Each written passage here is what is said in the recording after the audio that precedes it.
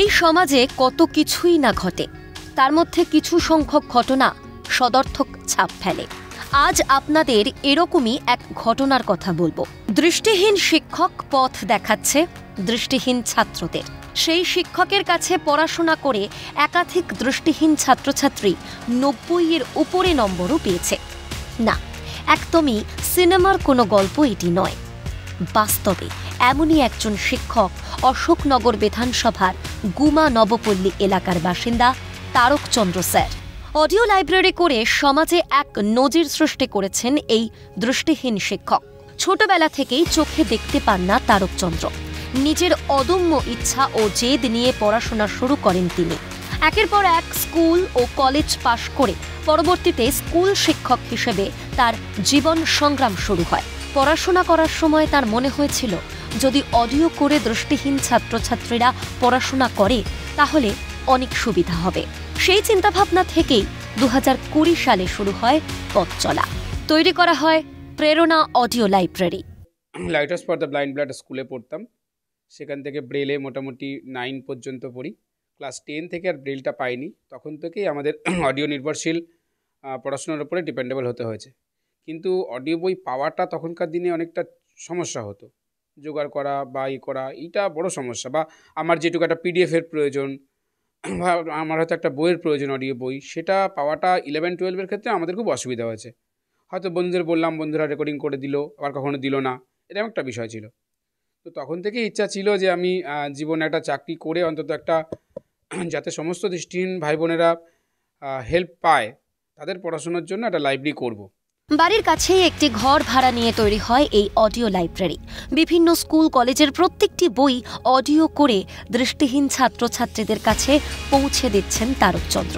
যে সমস্ত দৃষ্টিহীন ছাত্রছাত্রীরা পড়াশোনা করছেন তারা এই অডিও লাইব্রেরি থেকে পড়াশোনা করে জীবনে উপকৃত হয়েছেন।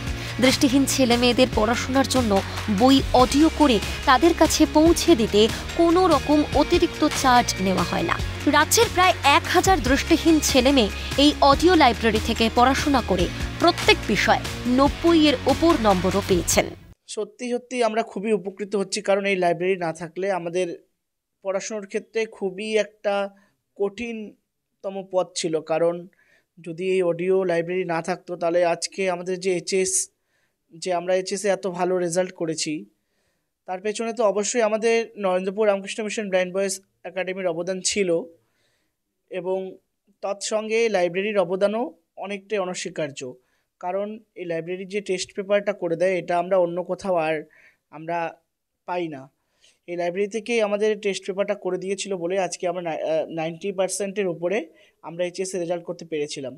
শুধু তাই নয়, বিভিন্ন জেলার দৃষ্টিহীন ছাত্রছাত্রীরা এই প্রেরণা লাইব্রেরির কাছ থেকে অডিও নিয়ে পড়াশোনা করছেন। প্রেরণা অডিও লাইব্রেরি দৃষ্টিহীন ছাত্রছাত্রীদের জন্য অডিও টেস্ট পেপারেরও ব্যবস্থা করে দিয়েছে, যার ফলে ছাত্রছাত্রীরা পরীক্ষায় খুব ভালো ফলাফলও করেছে। প্রেরণা অডিও লাইব্রেরি থেকে কিন্তু টেস্ট পেপার দেওয়া হয়েছে।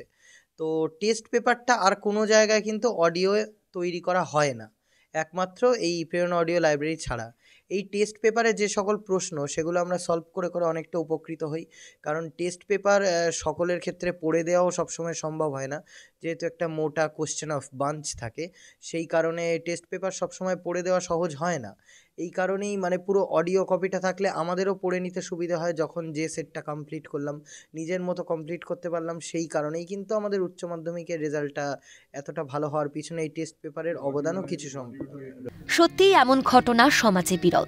এক দৃষ্টিহীন শিক্ষক দৃষ্টিহীন ছাত্রছাত্রীদের পড়াশোনার জন্য যে সদর্থক উদ্যোগ নিয়েছেন, তাতে সমাজে এক নজিরবিহীন ঘটনার সাক্ষী এই প্রেরণা অডিও লাইব্রেরি। উজ্জ্বল ভবিষ্যৎ গড়ে তুলুক প্রেরণা অডিও লাইব্রেরির প্রত্যেক দৃষ্টিহীন ছাত্রছাত্রী। দেবকুমার দের রিপোর্ট, ক্যালকাটা নিউজ।